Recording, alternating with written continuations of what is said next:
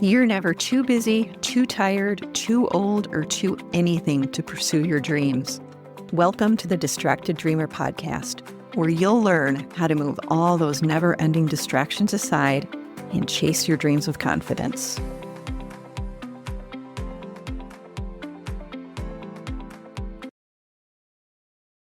Hey, this is your host and friend, Carlene. Welcome back to the Distracted Dreamer podcast. And I am so happy to have you here for this conversation. And first, I want to remind you really quickly that if you haven't done so yet, go sign up for my new newsletter. It's called The Tuesday Letter. It's totally free.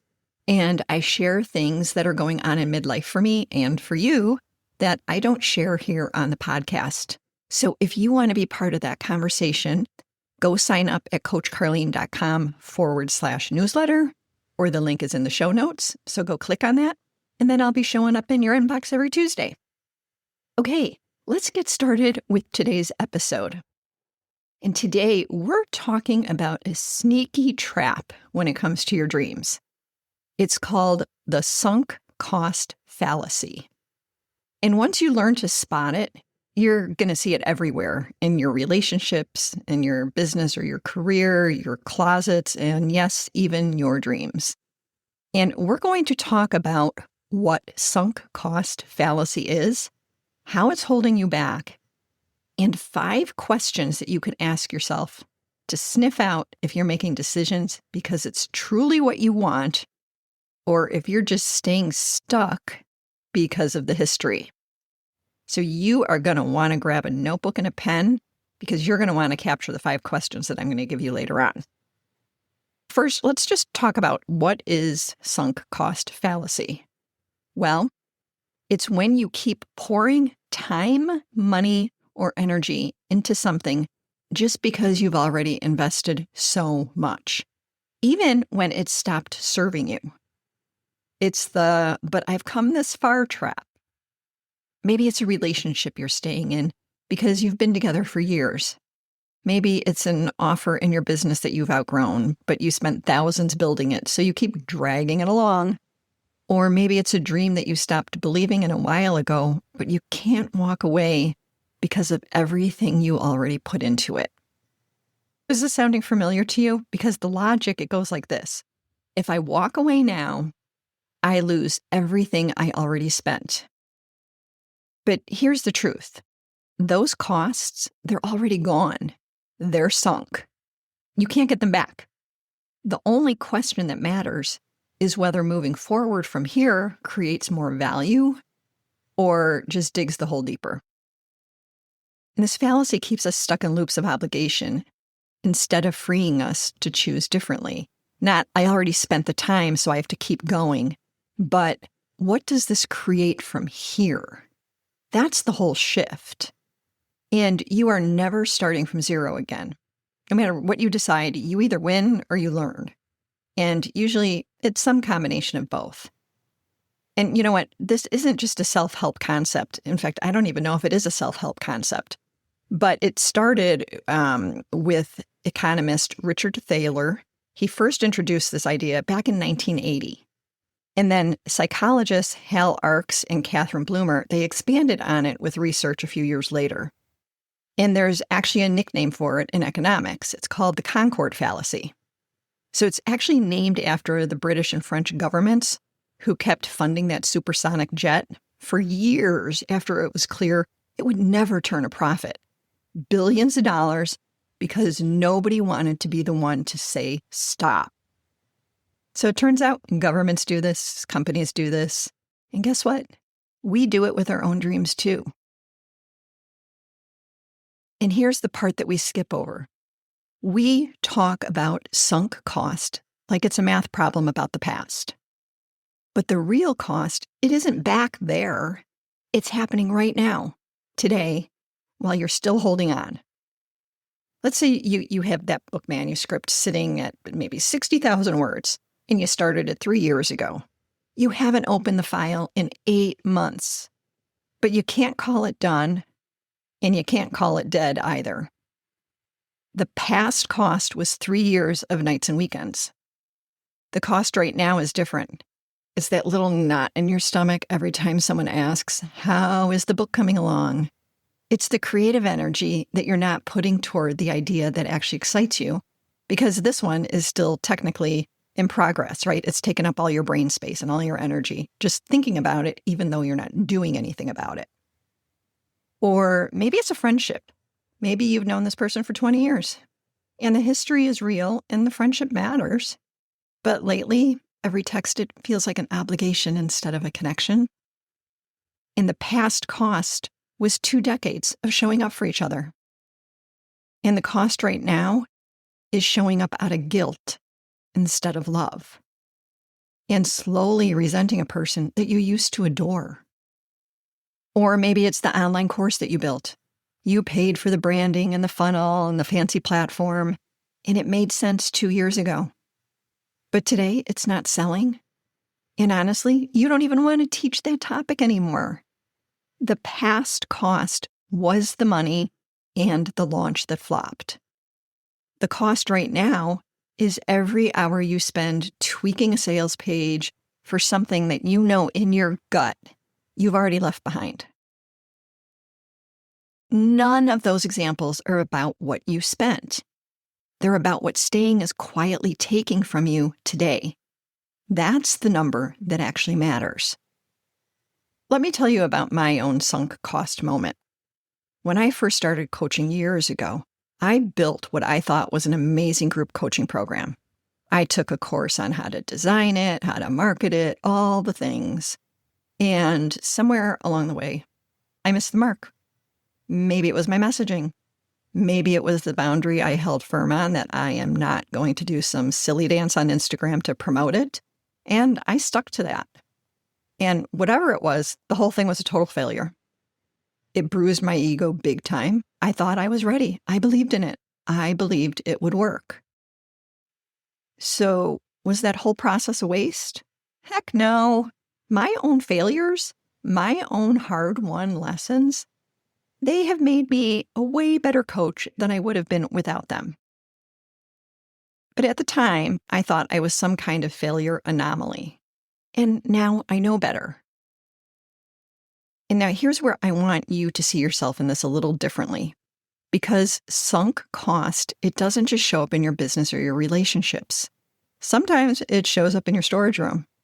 Last weekend, my husband and daughter were cleaning out our storage room. Now keep in mind, we moved here 2 years ago from a house with a basement full of stuff, a laundry room and craft room full of stuff, and a 3-car garage full of stuff.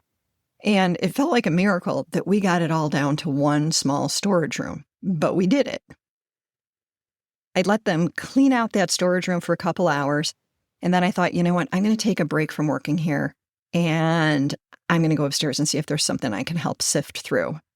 And when I walked up the stairs, I was like, oh my gosh, all the Longaberger baskets. Now, don't judge me. Yes, I was that person.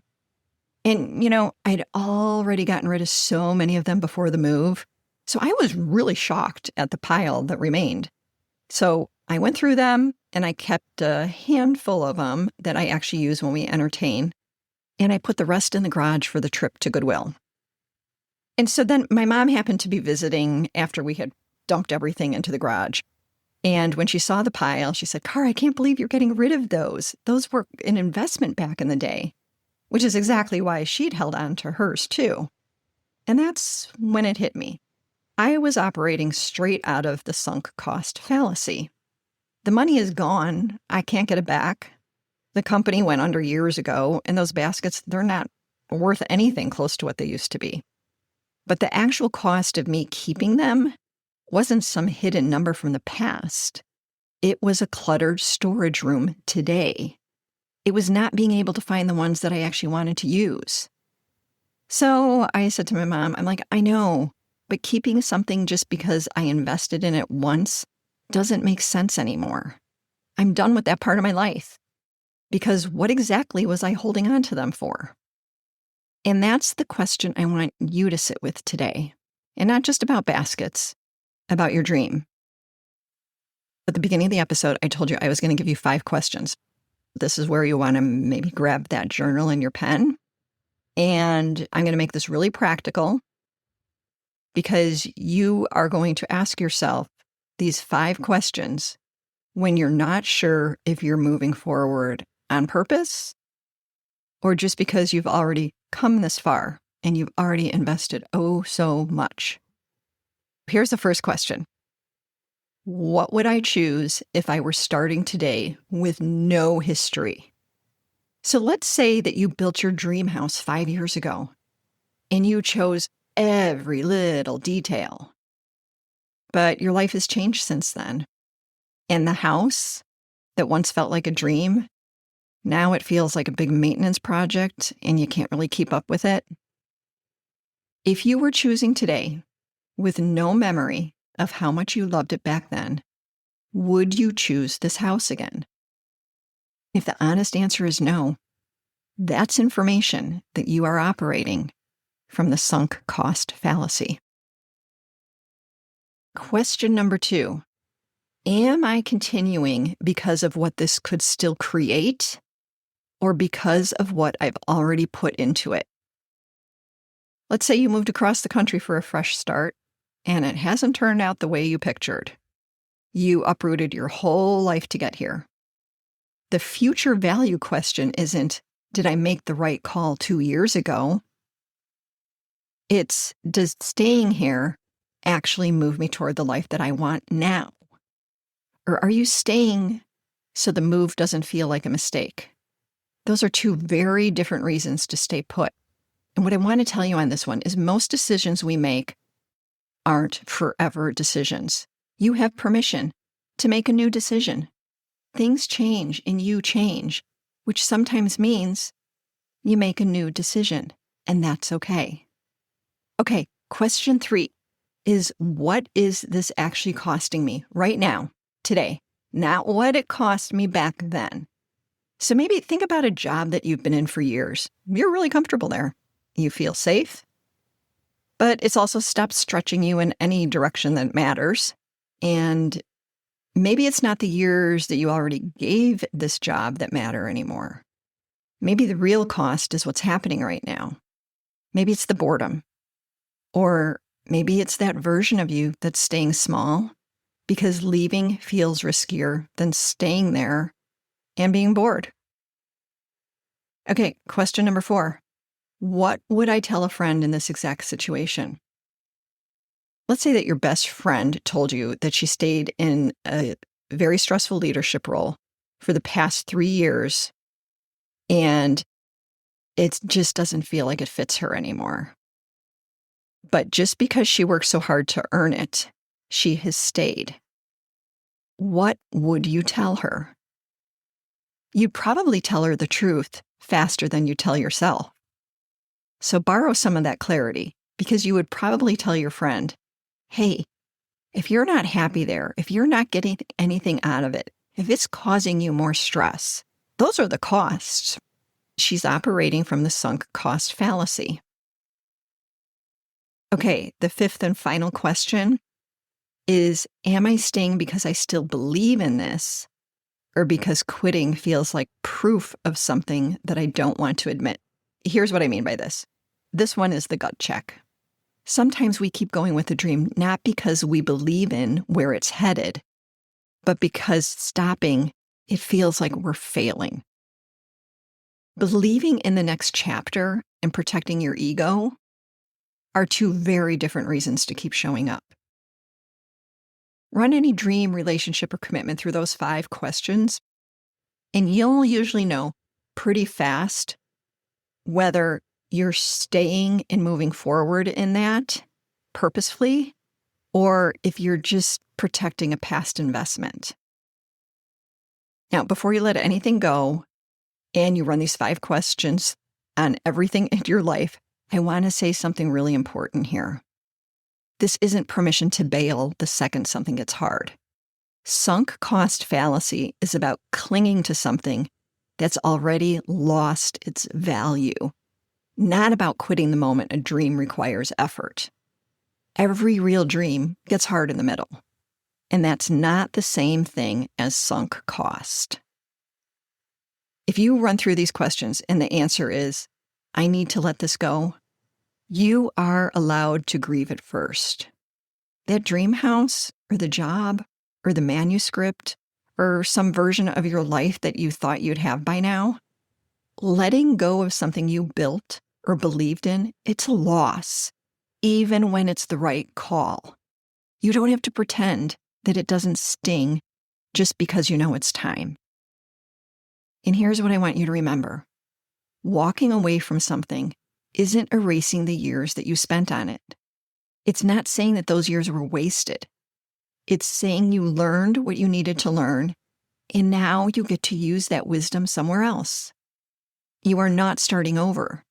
You are starting from everything that you already know. And that's the whole shift. From I have to keep going because what I've already spent to I get to choose again now with everything that I've learned. Let's do a quick recap. Here are the 5 questions that I want you to actually ask yourself this week. The first one, what would I choose if I were starting today with no history here? Number 2, am I continuing because of what this could still create or because of what I already put into it? Number 3, what is this actually costing me right now, not back then? Number 4, what would I tell a friend in this exact situation? And number 5, am I staying because I still believe in this or because quitting feels like proof of something I don't want to admit? So here's your homework. Pick one thing this week, one relationship, one project, run it through those 5 questions. Let it simmer before you decide anything, and pay attention to what still pulls at you. And then text me using the link in the show notes and tell me where you're finding sunk cost fallacy showing up in your life. And I read and I reply to every single one of those. And you know what? It's so much easier to spot the sunk cost fallacy in others than it is in ourselves. So if you know someone who you've noticed is choosing things based on past investment of money, time, or energy, but has lost their spark around that thing, send them this episode. They might not even know this is happening for them. Okay, my friend, I will see you back here next week to welcome you into our next conversation the minute that you hit play. Bye for now.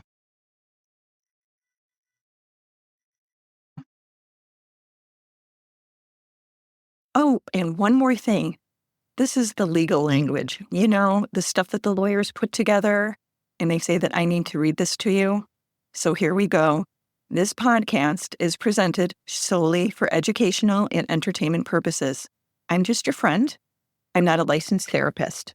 This podcast is not intended as a substitute for the advice of a physician, professional coach, psychotherapist, or other qualified professionals. Got it? Good. I will see you in the next episode.